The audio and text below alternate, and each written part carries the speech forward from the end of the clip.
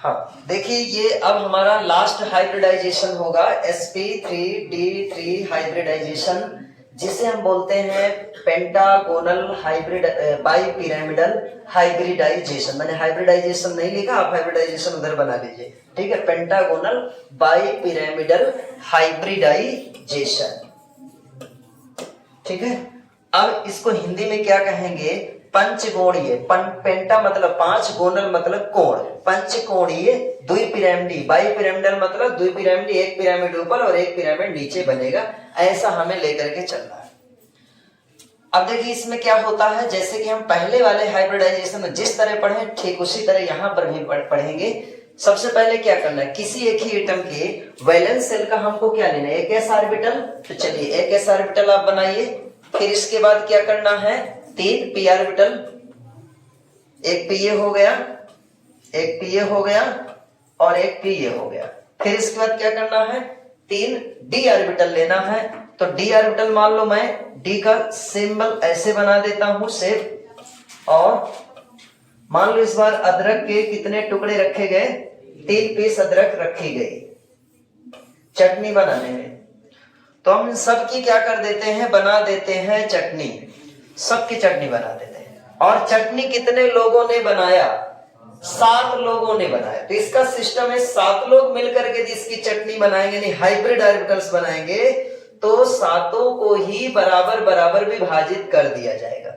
विभाजित करने के बाद सबको मिलेगी चटनी, और चटनी का टेस्ट सब में सेम होगा। यहां पर भी हम क्या करते हैं कि 7 को मिला करके हाइब्रिड ऑर्बिटल बनाएंगे। हाइब्रिड ऑर्बिटल मतलब चटनी हुआ, और 7 जगह हमको अलग अलग विभाजित कर देना है। तो टोटल जो चटनी होगी यानी हाइब्रिड ऑर्बिटल होगा, वो क्या कहलाएगा, किस तरह का बनेगा? उसका शेप सेम होगा, यानी उसका टेस्ट सेम होगा। एक ये बनेगा, हाइब्रिड ऑर्बिटल का शेप ऐसे ही बनाते हैं ना। दूसरा कितने बन गए? 1 2 3 4 5, 2 और घट रहे हैं, तो 2 चलो मैं नीचे बना देता हूं, उससे कोई दिक्कत नहीं, ठीक है। तो टोटल मैंने कितने हाइब्रिड मतलब चटनी कितने लोगों को फिर से दे दिया? 7 लोगों को दे। जिन जिन ने हमको ये सारी चीजें दी थी सबको मैंने चटनी उसी तरह विभाजित करके दे दिया। तो इसका नाम क्या होगा? इसमें सभी का टेस्ट शामिल होगा। एस का भी टेस्ट होगा, पी का भी टेस्ट होगा, डी का भी टेस्ट होगा। एस का 1 भाग है, पी का 3 गुना टेस्ट होगा, डी का 2 गुना होगा, यानी एस पी 3 डी, सॉरी यहाँ 3 गुना होगा, ऐसा ना। और एस पी 3 डी 3, यहां पर भी sp3d3, ये क्या होगा? sp3d3। एस सबको चटनी कहेंगे ना, तो सबका सेम टेस्ट होगा, सब में सेम चीज रहेगी। और इसे भी कहेंगे sp3d3, इसका भी नाम क्या होगा? sp3d3 होगा। हो गया? हाँ। तो अब इसको क्या करना है? केवल अरेंज करना है। तो अरेंज करने के लिए मुझे फिर से पेन दे दीजिए। तो देखिए इस बार हमने फिर से हाइब्रिड ऑर्बिटल्स ले लिए, और हाइब्रिड ऑर्बिटल्स कितने ले लिए इस बार? 7। 1 2 3 4 5 6 और 7। मैंने आपसे बताया था कि जब भी हमारे पास हाइब्रिड ऑर्बिटल्स 4 से ज्यादा होते हैं तो उनमें से 2 को क्या करना है? अलग से जेब में रख लेना है, और ध्यान लगाए रखना कि जेब में रख लिया। और इसके बाद हमारे पास कितने बचे? 5। जितने बचे उनको सबको प्लेन में रख देना है। तो जब मैं इसको प्लेन में देखो ऐसे रखूंगा, प्रयास करता हूं इनको प्लेन में कैसे रखना है, तो इसको इक्वली इस तरह रखना है। अब ये मैंने मान लिया 5 को इस तरह अरेंज कर दिया, समझ रहे हैं? 5 मैंने इस तरह रख दिए। अब मेरे पास कितने बचे? 2 और बचे। तो एक को मैं कहां रखूंगा? नीचे रखूंगा, दिख रहा है सबको। और एक को मैं कहां रखूंगा? ऊपर रखूंगा। अब आप समझ सकते हो कि इसकी डिजाइन कैसी होगी।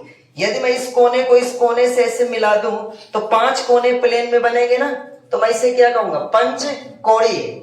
और एक पिरामिड ऐसे, चलिए इसको देखिए, ये ऐसे में होते, एक पिरामिड नीचे बनेगा, और ऐसा ही एक पिरामिड कहां बनेगा? ऊपर बनेगा। समझ सकते हो? तो इसको क्या कहा जाएगा?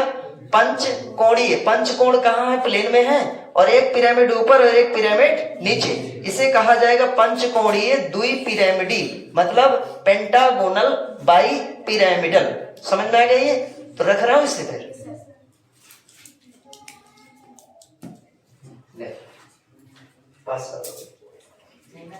हाँ, तो अब देखो क्या करना है, मैं इसे अरेंज कर रहा हूं।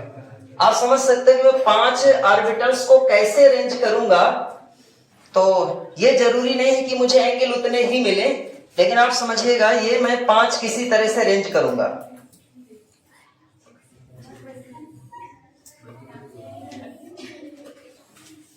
कितने हो गए? 1 2 3 4, ठीक है। और एक मान लेते हैं यहां से मैंने इस तरह निकाल दिया, तो ये 5 कहां है? प्लेन में है। और इस डिजाइन पर ज्यादा ध्यान नहीं देना, आपको वो डिजाइन देखना है जो मैंने अभी समझाया था, उस पर ध्यान देना है, ठीक। तो एक, क्योंकि मैं सारी चीज यहां नहीं बना सकता ना बोर्ड में, तो एक ऑर्बिटल यहां पर ऊपर हो गए और एक ऑर्बिटल नीचे हो गए, ये तो एक्सियल वाले हैं। अब आपको डिसाइड करना है कि इनमें एंगल कितना है। तो जो ऑर्बिटल ऐसे प्लेन में थे, समझ सकते हो पूरे में 360 डिग्री था, 360 डिग्री को 5 भाग में आप विभाजित करिए, कितना आया? 72 आया ना। तो जो प्लेन वाले ऑर्बिटल्स होते हैं, इनके बीच का एंगल कितना होता है? 72 डिग्री होता है। प्रत्येक दो ऑर्बिटल के बीच में कितना एंगल हो गया? 72 डिग्री हो गया।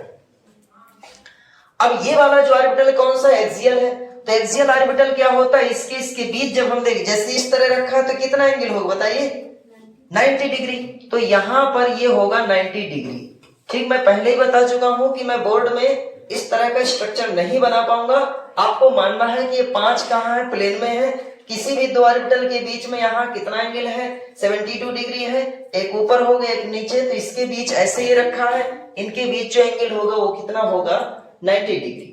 यानी यहाँ पर दो तरह के एंगल माने जाएंगे। इनमें से कुछ एंगल का नाम 72 और कुछ का नाम 90। इस ज्योमेट्री का नाम क्या होगा? पेंटागोनल बाई पिरामिडल, ठीक है। अब इसकी डिफिनेशन नोट कर लीजिए। देखो, जब किसी एक ही एटम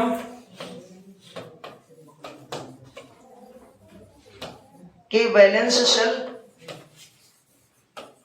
का क्या क्या शामिल हो रहा है? एक एस ऑर्बिटल,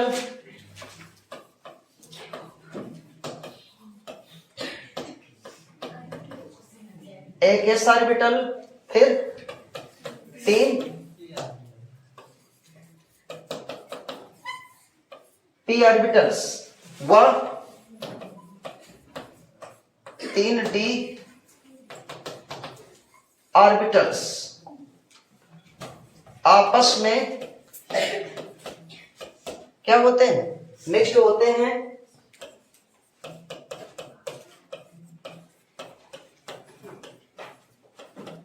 और क्या बनाते हैं? कितने? 7 sp3d3 नाम के हाइब्रिड ऑर्बिटल्स बनाते हैं। इस घटना को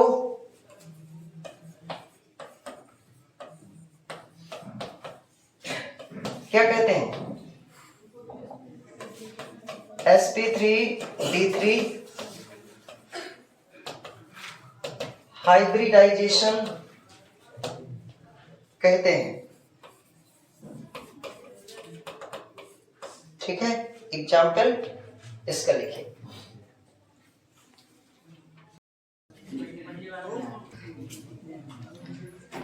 तो हमने sp3d3 हाइब्रिडाइजेशन की डेफिनेशन पढ़ ली है। अब हमें उसका क्या करना है? एग्जाम्पल पढ़ना है। तो एग्जाम्पल हम कौन सा लेंगे? IF7 लेंगे। IF7 में हमें सबसे पहले क्या करना चाहिए? आयोडीन का कॉन्फ़िगरेशन करना चाहिए। इसका एटॉमिक नंबर 53 होता है।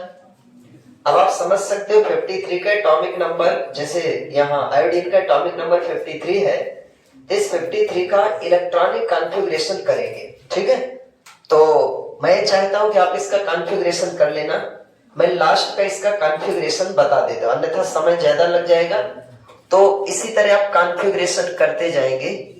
जिस तरह क्लोरीन के बाह्य कोश में H2P5 आता है, उसी तरह आयोडीन के भी बाह्य कोश में, यानी कि पांचवा सेल होगा इसका लास्ट का 5H2 5P5, ये आएगा लास्ट में, इतना आएगा। तो मैंने बैलेंस सेल का कॉन्फ़िगरेशन यहां लिख दिया है। अब आप क्या करेंगे, इसमें पता करिए कि कौन सा हाइब्रिडाइजेशन होगा। वैसे एग्जाम्पल हमारा किसका चल रहा है, sp3d3 का एग्जाम्पल चल रहा है, तो निश्चित है कि यह sp3d इसमें इन्वॉल्व करेगा। लेकिन फिर भी हमसे किसी ने अचानक पूछा कि IF7 का आप स्ट्रक्चर बनाइए, कैसे बनाएंगे? तो उसके लिए हम क्या करेंगे, इसका पहले हम हाइब्रिडाइजेशन निकालेंगे। तो हाइब्रिडाइजेशन यहां पर कैसे निकालेंगे, लिखेंगे हाफ, फार्मूला क्या होता है, हाफ बम का, लिखते जाइए, माइनस C+A। तो ये मैंने यहां लिख दिया हाफ। बी क्या है, बैलेंस इलेक्ट्रॉन। तो बैलेंस सेल में कितने इलेक्ट्रॉन है, 5 और 2 7 इलेक्ट्रॉन्स। तो ये बी की जगह हो जाएगा 7। अब इसने कहा मोनोवैलेंट एटम, तो मोनोवैलेंट एटम कितने हैं इसमें, सेंट्रल एटम के चारों तरफ मोनोवैलेंट एटम की संख्या 7 है। कैसे, ऐसे एटम जिनकी वैलेंसी 1 होती है मोनोवैलेंट एटम कहलाते हैं, एक संयोजी परमाणु। तो एक संयोजी परमाणु कौन से होते हैं, हाइड्रोजन है, फ्लोरीन है, क्लोरीन है, ब्रोमीन है, आयोडीन, इनमें से कोई है क्या? तो आपने कहा हाँ फ्लोरीन है। मैंने आयोडीन का नाम जरूर लिया है, लेकिन आयोडीन तो इस समय सेंट्रल एटम का कार्य कर रहा है, तो आप उसे नहीं जोड़ेंगे। आयोडीन से चारों तरफ जो अटैच्ड है वो कौन से, फ्लोरीन है। कितने हैं, 7 हैं। तो आपको यहाँ 7 लिखना है। ठीक है, तो बैलेंस इलेक्ट्रॉन हो गए 7 प्लस मोनोवैलेंट एटम हो गए 7, यहाँ माइनस, फिर कैटायनिक चार्ज कोई नहीं है तो आपने लिखा 0, और प्लस एनायनिक चार्ज कुछ नहीं है तो 0 लिखा। ठीक है, इसका कॉन्फ़िगरेशन आप चाहो कर लेना। फिर 53 का है आप और रूल से। तो अब इसमें कितना आना चाहिए, आंसर टोटल आ जाएगा 7। अब प्रश्न यह है कि 7 हाइब्रिड ऑर्बिटल्स बनने चाहिए। 7 हाइब्रिड ऑर्बिटल्स कैसे बनेंगे, तो उसके लिए कौन कौन से ऑर्बिटल्स को इन्वॉल्व कराना पड़ेगा। शुरुआत कहां से होती है, S से। एक S होगा, फिर P कितने हैं, 3। P भी खत्म हो गए, अभी 7 हमारे नहीं पूरे हुए, तो नंबर किसका आएगा, D का। अब हमने कितने ऑर्बिटल्स को पार्टिसिपेट कराया, 7 लोगों को। जब 7 ऑर्बिटल को पार्टिसिपेट कराएंगे, उसको मिक्स कर देंगे। मिक्स करने के बाद फिर से 7 ही भागों में ही विभाजित करेंगे। तो यहां पर क्या हो जाएगा, sp3d3। कितनी बार बनाएंगे, सबका नाम sp3d3 होगा ना।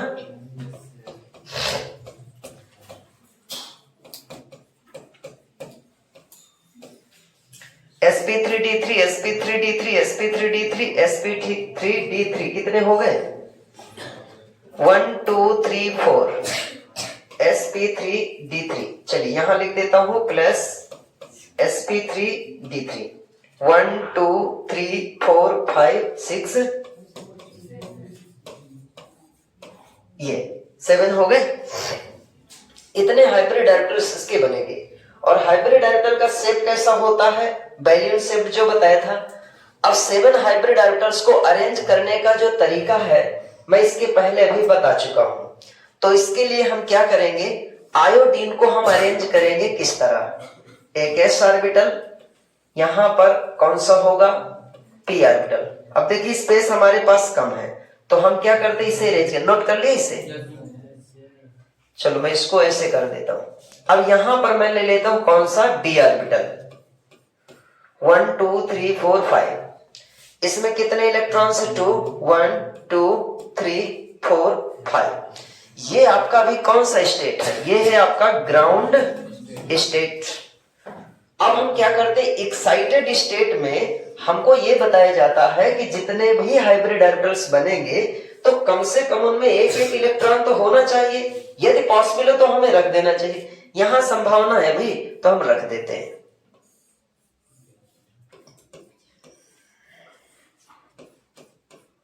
कौन सी स्टेट में आने वाले हम, एक्साइटेड स्टेट में। एक इलेक्ट्रॉन ये है, अब ये वाला जो इलेक्ट्रॉन मान लो इधर आ गया, इस तरह ये इलेक्ट्रॉन यहां गया, ये इलेक्ट्रॉन भी कहां गए, यहां गए। अब सब में एक एक इलेक्ट्रॉन हो गए। अब इन्होंने क्या किया, आपस में हाइब्रिडाइजेशन कर लिया, सभी ऑर्बिटल्स ने हाइब्रिडाइजेशन कर लिया। तो सबका अब अभी तक इसका नाम क्या था, एस था, इसका नाम पी था, ये भी पी था, ये भी पी था, ये ऑर्बिटल भी डी था, ये ऑर्बिटल डी था, ये ऑर्बिटल डी था। अब मिलने के बाद ना तो वो डी रह जाएगा, ना तो एस रह जाएगा, ना तो पी रह जाएगा। 7 भागों में फिर से विभाजित करेंगे मिलने के बाद, और सबका नाम मैंने क्या बताया है, sp3d3 होगा। इस तरह के हाइब्रिड ऑर्बिटल 7 बने। तो 7 हाइब्रिड ऑर्बिटल देखिए मैं कैसे बना रहा हूं। एक मान लिया मैंने यहां बना दिया, दूसरा यहां बना दिया, तीसरा यहां बना दिया, चौथा यहां बना दिया, एक और मैं कहीं से भी मान लो सपोज मैं यहां से ऐसे बना दिया। कितने हो गए, 5 हो गए। अब एक ऑर्बिटल ऊपर, एक ऑर्बिटल नीचे, एक्सिस वाले तो डिसाइड होते हैं, सीधे रहते हैं। तो एक ऑर्बिटल मैं यहां रखता हूं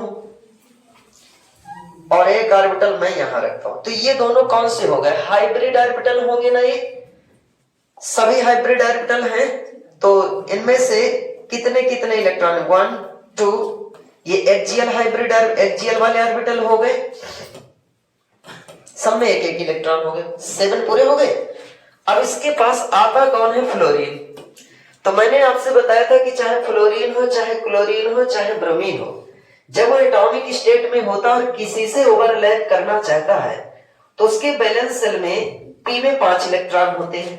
और जब पी में 5 इलेक्ट्रॉन होते हैं तो क्या होगा, सिर्फ हाफ फील्ड ये वाला ऑर्बिटल होता है ना, तो हमें उस ऑर्बिटल को यहां ओवरलैप कराना होता है जो आधा भरा होता है। तो आधा भरा ऑर्बिटल सिर्फ ये है ना, और ये ऑर्बिटल क्या है, पी। तो हम सिर्फ यहां पर लिख देते हैं कि फ्लोरीन में भी एक आधा भरा ऑर्बिटल होगा जिसका नाम होगा पी ऑर्बिटल, और पी ऑर्बिटल में एक ही तो इलेक्ट्रॉन होगा क्योंकि हमने कह दिया हाफ फील्ड ऑर्बिटल। अब मैं इस ऑर्बिटल को सभी हाइब्रिड ऑर्बिटल में लाऊंगा और ओवरलैप करा दूंगा।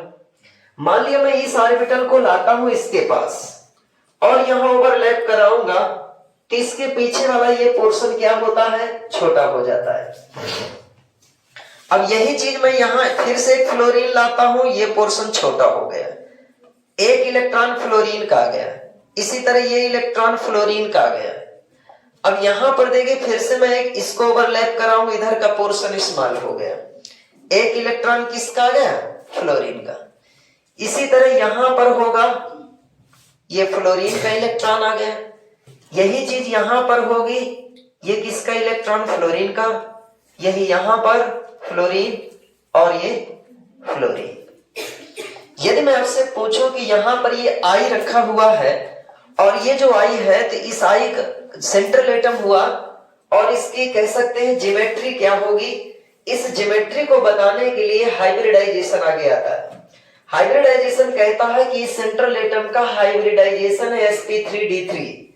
तो जिस सेंट्रल एटम में हाइब्रिडाइजेशन sp3d3 होगा उसकी ज्योमेट्री क्या होगी, पेंटागोनल बाइपिरामिडल, मतलब 5 कहां होंगे ऑर्बिटल, प्लेन में होंगे, एक ऊपर होगा और एक नीचे होगा, तो इसे कहेंगे पेंटागोनल बाई पिरामिडल। आप चाहो तो इसके एंगल भी लिख सकते हो, जो यहां पर एंगल थे उनका नाम था 72 डिग्री, और जो ऐसे थे ये कितने थे, 90 डिग्री है। ठीक है, ये एक्सियल हो गए और ये जो है आपके 72 इक्वेटोरियल हो गए, इक्वेटोरियल एंगल हो गए। ठीक है, तो हाइब्रिडाइजेशन आज से कंप्लीट हो गया।